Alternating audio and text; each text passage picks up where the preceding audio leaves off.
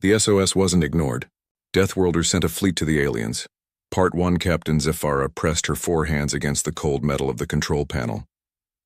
The ship shook again and sparks flew from the damaged screens around her. The lights flickered on and off like dying stars. Her crew moved quickly through the narrow halls of their research ship, trying to fix what could still be fixed. The ship was called Harmony's Light. It was beautiful once, made of special crystal that caught starlight and made it dance. Now the crystal was cracked. Air was leaking out into the empty space around them. The ship was dying, and they were dying with it. Zephyra looked at the big screen that showed the space outside. 3 black ships moved around them like hungry animals. The ships were ugly and sharp, covered in spikes and weapons. They belonged to the Vorthak, and everyone in the galaxy was afraid of them. The Vorthak were not like other aliens. Most species in the galaxy were peaceful. They studied stars, traded goods, and shared knowledge. The Vorthak only wanted to hurt others. They captured peaceful aliens and made them slaves. Sometimes they ate them. Harmony's Light had been coming home from a good mission. Zephyra and her team had found a new species on a distant planet. The new aliens were gentle creatures who ate only plants and loved to sing. They were happy to meet other beings from the stars. It was exactly the kind of discovery that made Zephyra love her job. But the Vorthak had found them on the way home. The black ships appeared from nowhere and started shooting. Harmony's Light was not a warship. It had only basic shields and no weapons. The Vorthak weapons tore through their defenses like paper. "Captain," called her communications officer, Veltar. His voice was shaking. "The hull is breaking apart. We have maybe 1 hour before the ship falls apart completely." Zephyra closed her eyes. She had 43 crew members on this ship. They were scientists, doctors, and diplomats. They had families waiting for them at home. She had promised to bring them back safely. "Can we send a message to the Federation?" she asked. Veltar shook his head. "The Vorthak are blocking all our signals. They want to make sure no one knows what happened to us." The ship shook again, harder this time. Through the broken windows, Zephyra could see the Vorthak ships getting closer. They were waiting for Harmony's Light to break apart completely. Then they would collect the survivors. Dr. Kessera, the chief scientist, floated over to Zephyra. Her people did not have legs like Zephyra's species. Instead, they moved through the air using special organs in their bodies. "Captain, what about that signal we detected last month?" Zephyra looked confused. "What signal? Remember? We picked up a strange transmission from the outer rim. It came from a system that was supposed to be empty. The signal said something about a species called humans." "I remember now," said Veltar. "The signal said they lived on a planet called Earth, but the computer said that planet was impossible." Dr. Kessera nodded. "According to our data, Earth is what we call a Class 12 death world. The gravity is too strong. The radiation from their sun is deadly. The planet has storms that could destroy cities. No intelligent life should be able to survive there. That is why the Council ignored the signal," said Zephyra. "They thought it was fake or maybe from primitives who would die soon anyway." The ship shook again and more lights went out. They could hear the metal walls starting to bend and crack. Time was running out. "Captain," said Dr. Kessera quietly, "what if the signal was real? What if there really are people living on that impossible planet?" Zephyra thought about this. If a species could survive on a Class 12 death world, they would have to be incredibly strong. Maybe strong enough to fight the Vorthak. "It is probably useless," she said. "Even if they exist, even if they get our message, why would they help us? They do not know us. We have nothing to offer them." "Because," said Dr. Kessera, "in the signal they sent, they kept using one word over and over. Help. They said they wanted to help other species in the galaxy." Another explosion rocked the ship. Sparks fell from the ceiling like burning rain. In the distance, Zephyra could see one of the Vorthak ships opening its docking bay. They were getting ready to board. "Do it," said Zephyra suddenly. "Send the message to Earth." Veltar looked surprised. "What should I say?" "The truth," said Zephyra. "Tell them who we are. Tell them we are in trouble. Tell them we need help." Veltar worked quickly at his broken console. His hands moved fast over the controls as he set up the transmission. "The signal will take time to reach them," he said. "Even if they get it right away, even if they send help immediately, it will be too late for us." "I know," said Zephyra. "But maybe it will help someone else." The message was simple. Zephyra spoke into the microphone while alarms rang around her. This is Captain Zephyra of the Kalari Federation research vessel Harmony's Light. We are under attack by hostile forces called the Vorthak. Our ship is destroyed. Our crew will be captured or killed. To any civilized species receiving this message, please be warned. The Vorthak are dangerous. They enslave peaceful beings and show no mercy. She paused as another explosion shook the ship. If anyone out there can hear this, we need help. We do not expect rescue. But if you can stop the Vorthak from hurting others, please try. This is our final transmission. Beltar sent the message toward the coordinates they had for Earth. The signal flew out into the dark space between stars, moving at the speed of light toward a planet that might not even exist. Message sent. Captain, said Beltar. Good, said Zephyra. She looked around at her crew. They were scared, but they were still working. They were still trying to save their ship and each other. Now we wait. The Vorthak ships moved closer.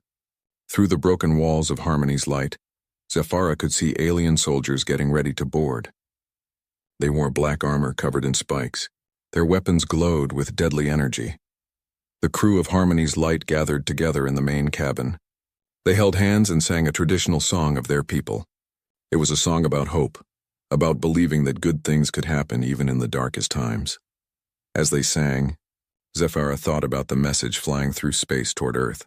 She thought about the mysterious humans who claimed to live on an impossible world. She wondered if they really existed, and if they did, what kind of people they were. The Vorthak broke through the hull. Their soldiers poured into the ship like a black tide. But Zephyra kept singing with her crew, and she kept hoping that somewhere in the darkness of space, someone had heard their call for help. The message traveled on, carrying with it the desperate hope of 43 beings who believed that somewhere in the galaxy, someone would care enough to answer. The SOS wasn't ignored. Deathworlders sent a fleet to the aliens. Part 2 Admiral Sarah Chen stood in the command center of the UES Indomitable, watching numbers and pictures move across the big screens. The room was filled with the quiet sounds of people working, keyboards clicking, voices talking softly into headsets, machines humming as they processed information from across the galaxy. 3 days had passed since the alien message reached Earth. Sarah remembered the moment when Lieutenant Park burst into the meeting room where all the important leaders were discussing trade routes and colony supplies. Admirals, we have received a distress signal from space, Park had said, his voice shaking with excitement and fear. It is not from any of our ships. It is from aliens. The room had gone completely quiet. For over 100 years, humans had been traveling between the stars, building colonies and space stations. They had always hoped to find other intelligent life.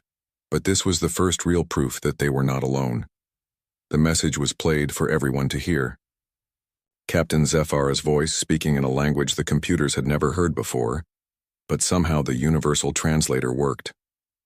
Her words were clear and desperate. She was asking for help. Sarah had felt something tight in her chest when she heard the message. It reminded her of the old stories her grandmother told about ships in trouble on Earth's oceans, sending out SOS signals and hoping someone would come to save them. We have to help them, Sarah had said to the other leaders. But we do not know anything about these aliens, replied Admiral Rodriguez. What if this is a trap? What if they are dangerous?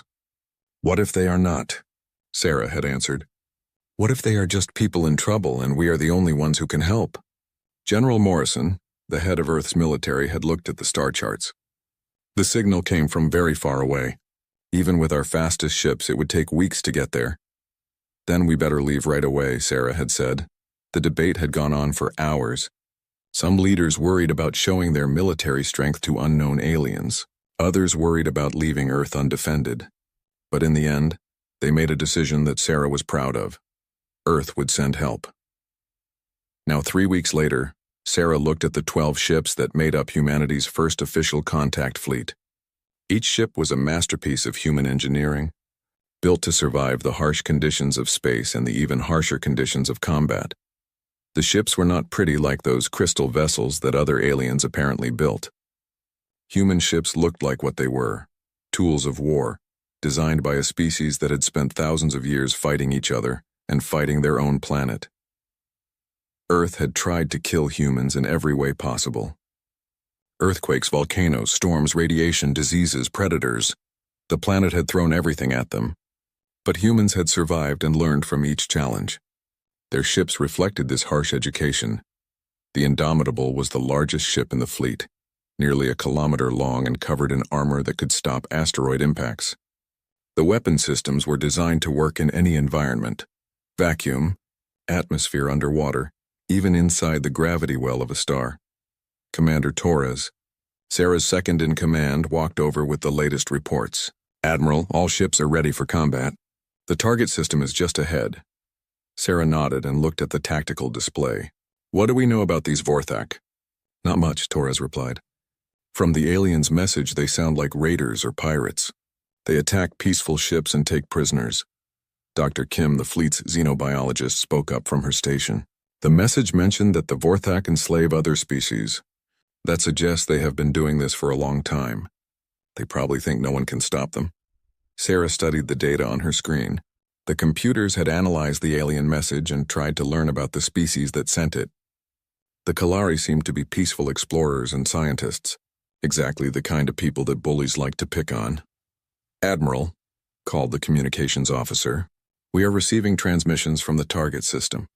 It looks like the attack is still happening." Sarah felt anger rise in her chest. The aliens had been calling for help for 3 weeks and their attackers were still hurting them. "What is the status of our weapons?" "All weapons ready, Admiral," reported the weapons officer. "Railguns loaded with tungsten rounds. Nuclear missiles armed and ready. Energy weapons charged. All ships, this is Admiral Chen." Sarah spoke into her communicator. "We are about to make first contact with alien species. I want everyone to remember that we are representing all of humanity today. Some of these aliens called for help and we are going to help them. Others are attacking peaceful beings and we are going to stop them." The fleet moved forward toward the edge of the target system. Sarah could see the other human ships on her screens: destroyers, cruisers, and support vessels. All of them crewed by the best and bravest people Earth had to offer. "Admiral," called the sensor officer, "I am detecting multiple ships in the inner system. 3 large vessels in attack formation around a smaller damaged ship." "Show me," Sarah ordered. The main screen changed to show a picture of the battle. Sarah could see the alien research vessel, its crystal hull cracked and leaking atmosphere. Around it, 3 dark ships circled like sharks. The attacking ships were covered in spikes and weapons, clearly designed to look scary.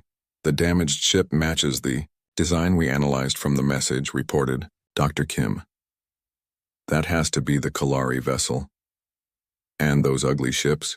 "Must be the Vorthak," said Commander Torres. "They do not look very impressive." Sarah studied the enemy ships. They were big, but they looked more like parade floats than real warships. All flash and no substance. "Analysis? The Vorthak ships appear to be designed for intimidation rather than real combat," reported the tactical officer. "Thin armor, exposed systems, weapons designed to overwhelm weak targets quickly. They have probably never fought anyone who could fight back," Torres observed. Sarah made her decision. All ships jumped to combat range. Battle stations. The human fleet dropped out of faster-than-light travel at the edge of the battle.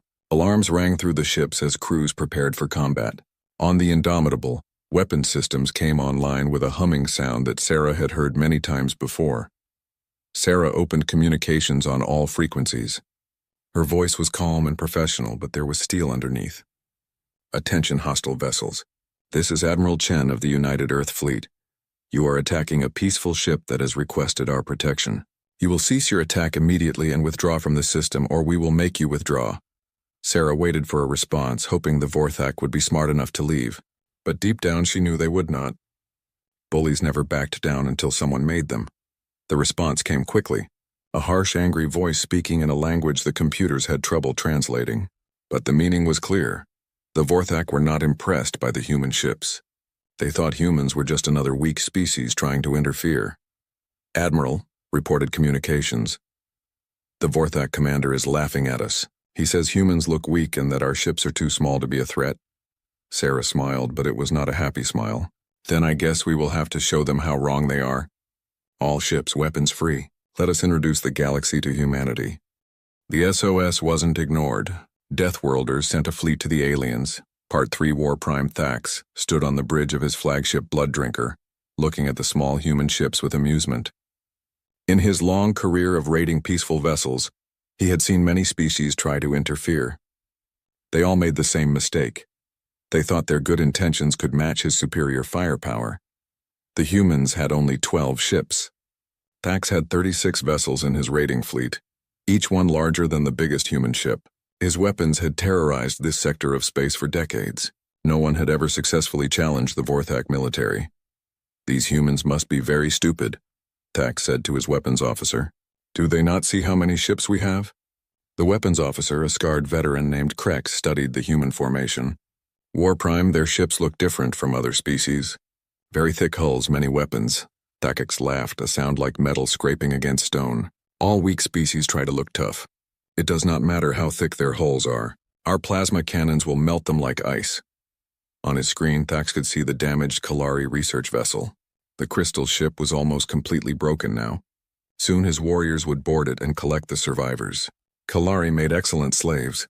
They were smart enough to be useful but too gentle to fight back. War Prime, called his communications officer. The humans are demanding we withdraw. Tell them we do not take orders from food, Thax replied. Tell them if they leave now, we will only kill half of them. The human response was immediate. Bright flashes of light erupted from their ships as weapons fired. Thax expected to see the usual energy beams that most species used. Instead, he saw something completely different. Solid metal projectiles moving impossibly fast slammed into his ships. The tungsten slugs, fired from human railguns, punched through Vorthak armor like it was made of soft wood. Explosions bloomed across Thax's fleet as the projectiles tore through ship after ship. What was that? Thax roared. What kind of weapons are those? Krex was staring at his instruments in shock. War Prime, they are firing solid metal at us. But the speed, these projectiles are moving at nearly the speed of light. 3 Vorthak ships were already drifting dead in space, their hulls torn open by the kinetic weapons. The human ships moved forward and Thax could see more flashes as they fired again. Return fire, Thax ordered. All ships, fire everything. The Vorthak fleet opened up with their plasma cannons. Bright green energy beams reached across space toward the human ships. These weapons had melted the hulls of countless peaceful vessels. They should have turned the human ships into glowing metal clouds. Instead, the plasma beams hit the human shields and simply disappeared. The humans had some kind of energy barrier that absorbed the Vorthak weapons like they were nothing more than flashlights. Impossible, Thax screamed. Our weapons are the most powerful in the galaxy. War Prime, Krex said quietly. I think these humans come from a very dangerous world. More human projectiles slammed into the Vorthak fleet. A cruiser exploded as a tungsten slug hit its reactor. A destroyer lost its entire front section when 3 rounds hit it at the same time. The human weapons were not just powerful. They were precise, targeting the most important parts of each ship. Thax watched in horror as his fleet, which had been invincible for so long, was torn apart by enemies he had thought were weak. The human ships moved like predators, using the asteroids and gas clouds in the system to hide and attack from unexpected angles. One human destroyer, Wolverine, used the gravity of a nearby planet to swing around behind a group of Vorthak ships, before they could turn to face the new threat. The destroyer fired a spread of missiles that turned 4 ships into burning wreckage. The human flagship, Indomitable, moved straight through the center of the Vorthak formation. Its thick armor absorbed plasma fire that would have destroyed any other ship. Its weapons fired continuously, each shot carefully aimed to cause maximum damage. War Prime, Krex shouted over the sound of explosions. We have lost 20 ships. We need to retreat. But Thax was too proud and too angry to run. He had built his reputation on being unbeatable. If word got out that humans had defeated him, his enemies would rise up everywhere. All remaining ships focus fire on their flagship, he ordered. If we can destroy their leader, the others will run. Every surviving Vorthak ship turned its weapons on the Indomitable. Dozens of plasma beams hit the human ship at the same time, turning space around it into a green inferno. For a moment, Thax thought he had won. Then the light faded, and the Indomitable was still there. Its shields glowed from the energy they had absorbed, but the ship itself was undamaged. Worse, it was turning toward Thax's flagship. War Prime, Krex said, his voice full of fear. Their shields are designed to handle much more punishment than our weapons can deliver. The Indomitable fired its main railgun. The tungsten projectile, weighing several tons and moving at incredible speed, hit the blood drinker dead center. The impact sent shockwaves through the entire ship. Hull plates buckled and atmosphere began leaking out. All power to engines. Thax screamed. We retreat. But it was too late. Human ships had surrounded the surviving Vorthak vessels. Every time a Vorthak ship tried to escape, human destroyers cut them off. The humans moved like they had fought in space their entire lives, using every trick and advantage the environment offered.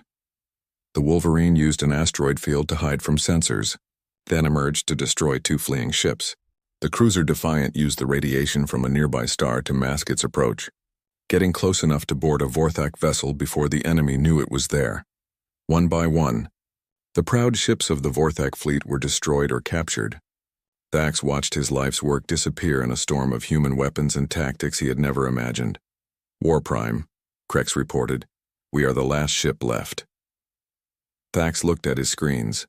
The Blood Drinker was surrounded by human ships, all of them pointing weapons at his bridge. His own weapons were destroyed, his engines were failing, and his crew was injured or dead. Surrender, came a voice over the communication system. It was the human admiral, speaking in perfect Vorthak language. You are beaten. Surrender now, and your crew will be treated according to galactic law. Thax laughed bitterly. There is no galactic law. There is only strength and weakness. Then you have just learned which one you are, the human admiral replied. The Blood Drinker shuddered as human marines boarded the ship. Thax could hear fighting in the corridors as his warriors tried to resist, but it was hopeless. The humans moved through his ship like they owned it, their armor shrugging off Vorthak weapons. When the human soldiers reached the bridge, Thax was surprised by what he saw. They were smaller than Vorthak warriors, but they moved with deadly efficiency. Their armor was covered in scratches and scars, evidence of many battles fought and won. The leader of the human marines removed his helmet, revealing a scarred face and calm eyes. War Prime Thax, you are under arrest for attacking peaceful vessels and enslaving sentient beings. Thax stared at the human in confusion. You are going to arrest me? Not kill me? That is right, the Marine replied. We do not kill prisoners. We are not like you. As the humans led him away, Thax realized he had made a terrible mistake. He had thought humans were just another weak species. Instead, he had found warriors who were stronger, smarter, and more dangerous than anything the galaxy had ever seen. But what frightened him most was that they chose to be merciful. The SOS wasn't ignored. Deathworlders sent a fleet to the aliens. Part 4 Captain Zephyra floated in the medical bay of her broken ship, watching the impossible happen. Human doctors and engineers worked alongside her crew, their hands moving with careful precision as they repaired both ship and people. 3 weeks ago, she had sent a desperate message into the darkness, hoping someone might hear. She never expected anyone to actually come. The humans had arrived like something from the old stories her people told their children, heroes appearing when all hope was lost. But these heroes were strange and frightening in ways she had not expected. Dr. Kim, the human xenobiologist, finished scanning Zephyra with a medical device that looked more like a weapon than a healing tool. Everything humans made seemed designed for war, even their hospital equipment. You are healthy, Dr. Kim said, speaking through a translation device. The stress was hard on your body, but you will recover fully. Zephyra studied the human woman. Dr. Kim was small compared to Zephyra's people, but there was something in her eyes that spoke of great strength. Her hands were steady and gentle as she worked, but Zephyra could see scars on her arms from old injuries. Thank you, Zephyra said, but I must ask, why did you come? You do not know us. We have nothing to offer you. Dr. Kim paused in her work. You asked for help. That was enough. But surely your people wanted something in return. Military bases? Trade agreements? Territory? Dr. Kim looked confused. We came because someone was in trouble. That is what you do when someone calls for help. Through the broken walls of her ship, Zephyra could see human engineers working to repair the crystal hull. They moved in the vacuum of space wearing thick armor that made them look like mechanical creatures. Their tools were loud and crude compared to Kalari technology, but they worked. Chief Engineer Okafor floated over to where Zephyra and Dr. Kim were talking. Half of his body was mechanical, a cybernetic arm, artificial eyes, and metal plates covering part of his chest. He had been injured so badly that his people had rebuilt him with machines. Captain, Okafor said, his voice kind despite his scary appearance, we have fixed your life support and sealed the major hull breaches. Your ship will not be beautiful anymore, but it will get you home safely. Zephyra looked at the repairs. Where her ship had been elegant crystal, it was now covered in thick human metal patches. It looked like someone had tried to fix art with construction tools, but it was functional, and that was what mattered. How can we ever repay you? She asked. Okafor smiled, the metal parts of his face moving along with the flesh parts. You already did? You showed us we are not alone in the universe. A communication came through the ship's speakers. It was Admiral Chen speaking from the human flagship. Captain Zephyra, would you please join me aboard the Indomitable? There are things we need to discuss. An hour later, Zephyra found herself in the command center of the human ship. She had expected something like the bridges she knew from other species. Clean, quiet, comfortable. Instead, she found a place that looked like it was built for battle. Every surface was covered in armor. The crew wore uniforms that could turn into spacesuits in seconds. Weapons were mounted on the walls ready to be grabbed quickly. Warning lights and alarms were everywhere. This was not a ship designed for comfort. It was designed for survival. Admiral Chen was a middle-aged woman with short gray hair and calm eyes. Like all the humans Zephyra had met, she had scars from old injuries. Her hands moved with the confidence of someone who had fought many battles and won them. Captain, Admiral Chen said, I want to show you something. The main screen lit up with data the humans had taken from the captured Vorthak ships. Zephyra gasped as she saw the scope of their operations. The Vorthak had attacked hundreds of peaceful vessels over the years. They had enslaved thousands of beings from dozens of different species. This is worse than we thought, Zephyra whispered. Much worse, Chen agreed. But now we know where their bases are, what ships they have, and how they operate. We can stop them. We? Zephyra asked. Chen nodded. Your people know this sector of space better than we do. You know which species need protection and where the Vorthak are likely to strike next. We have the ships and weapons to fight them. Together we can clean out this entire region. Zephyra felt hope rising in her chest for the first time in weeks. You would do this? Fight the Vorthak across multiple systems just to protect species you have never met? Captain, Chen said quietly. My species spent most of its history fighting each other. We nearly destroyed our own planet several times. We know what it is like to be afraid, to feel helpless while stronger enemies hurt the weak. Chen pulled up an image of Earth on the screen. Zephyra had seen the data about the human homeworld, but seeing it was different. The planet looked angry, covered in storms, radiation, and natural disasters that would kill most species. Our world tried to kill us every day for millions of years, Chen continued. Earthquakes, volcanoes, poisonous air, deadly animals, diseases, radiation. Everything you can imagine. We survived by learning to work together, by protecting each other. But you also learned to fight, Zephyra observed. Yes, Chen admitted. We became very good at violence. But we also learned that the strongest species is not the one that can hurt others. It is the one that protects others. Dr. Kim spoke up from her station. When we first went to space, we were afraid we would find enemies.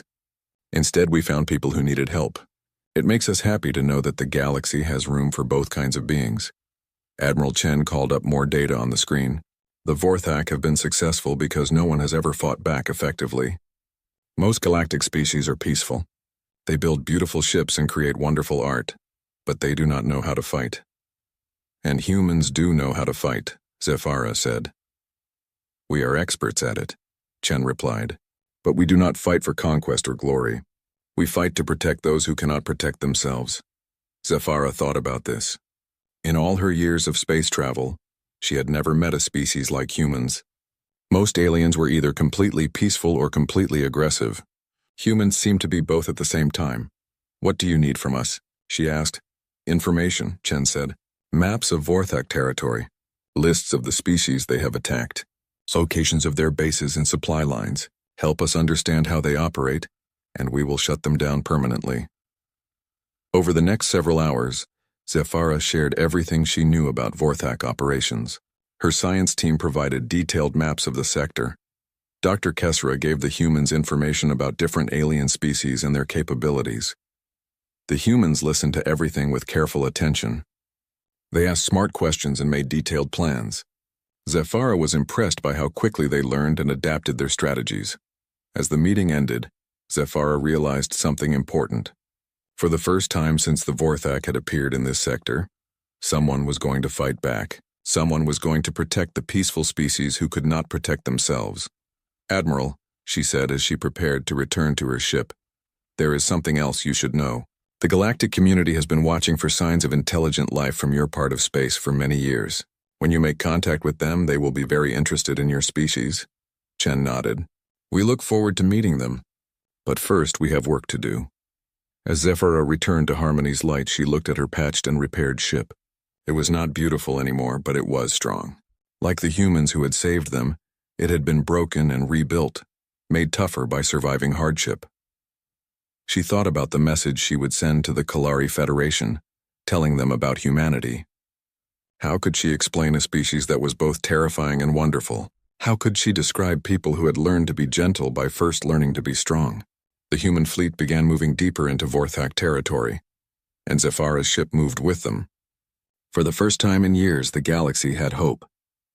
The SOS wasn't ignored. Deathworlders sent a fleet to the aliens. Part 5, the Great Hall of the Galactic Council had not seen an emergency session in over a century.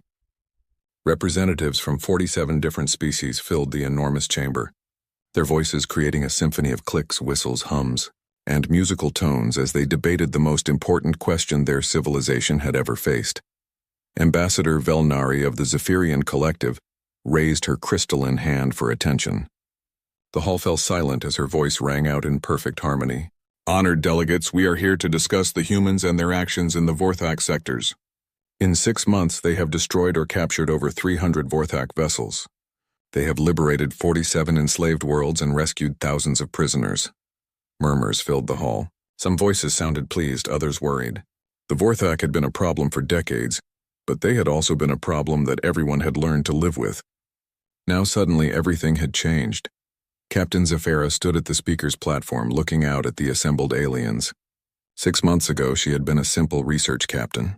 Now she was the official representative for human-alien relations, the first being to make formal contact with the mysterious Deathworlders. "Honored Council," she began, "I was the first to receive human assistance. My ship was destroyed, my crew was captured, and we expected to die. The humans came not for profit or territory, but simply because we asked for help." The Altarian representative, a being made of living gas contained in a mechanical suit, spoke in electronic tones. "Captain Zephyra, these humans concern us. Their military capabilities far exceed anything in our current civilization. How do we know they will not turn those weapons on us?" Before Zephyra could answer, the chamber's main screen activated. Admiral Chen appeared via hologram, speaking from the bridge of the Indomitable. The human ship was currently patrolling the former Vorthak trade routes, ensuring that freed slaves could return home safely. "Honored Council," Admiral Chen said, "I understand your concerns. Humans are indeed a military species. Our homeworld taught us that strength was necessary for survival. But strength without wisdom is just destruction." She gestured to something off-screen, and the display showed a rescued slave ship. Beings from a dozen different species were working together to repair their vessel and care for the injured. Human medical teams moved among them, offering aid to anyone who needed it. "We did not come to your galaxy to conquer," Chen continued. "We came because someone called for help. That is what humans do. We answer calls for help." The Tarothian delegate, a massive creature with multiple heads, spoke in deep, rumbling tones. "But Admiral, your species clearly has the power to take whatever you want. Why should we trust that you will always choose to be peaceful?" Admiral Chen was quiet for a moment, thinking about the question. "Because we know what happens when the strong prey on the weak. We have seen what the Vorthak did to innocent people. We have been on both sides of that equation." The hologram changed to show images of Earth's history: wars, suffering, destruction caused by humans fighting each other. Then it showed images of cooperation, humans working together to heal their planet, to explore space, to build a better future. "We learned that our strength means nothing if we use it only for ourselves," Chen said. "The galaxy is vast and dangerous. There are threats out there that none of us can face alone, but together we can protect what matters most: the right of peaceful beings to live free from fear." Dr. Kessera, who had been on the Harmony's light during the original attack, spoke from the audience. "Honored Council, I have worked with human scientists for 6 months. They are curious, intelligent, and eager to learn. But more importantly, they are kind. They could have taken our technology, our resources, our territory. Instead, they share their own knowledge freely. The Council's debate continued for hours. Some species argued that humans were too dangerous to be trusted. Others pointed out that humans had already proven their good intentions by their actions against the Vorthak. The Kalari representative stood to speak. The humans could have ignored our distress call. They could have conquered us when they arrived. Instead, they saved us and asked for nothing in return. What more proof do we need of their character? But not everyone was convinced. The Nexorian ambassador, whose species had suffered under Vorthak raids for generations, had a different concern. What happens when the humans decide we are not worth protecting? What happens when they find a stronger enemy and abandon us? Admiral Chen's image leaned forward on the screen. Ambassador, my species has a saying, "No one left behind." It means we do not abandon our friends when things get difficult. It means we keep our promises even when it costs us. But how can we be sure? The Nexorian pressed. Chen smiled, and for a moment she looked very tired. Because we have already paid the price. Humanity has lost 23 ships and over 400 people fighting the Vorthak. We could have stopped after rescuing Captain Zafara's crew. Instead, we kept fighting because we gave our word that we would protect the innocent. The hall fell silent as the representatives absorbed this information. Many species had promises broken by others who claimed to be their protectors. But humans had already proven they were willing to sacrifice for strangers. The vote was close. 24 in favor, 21 against, with 2 abstentions. But it was enough.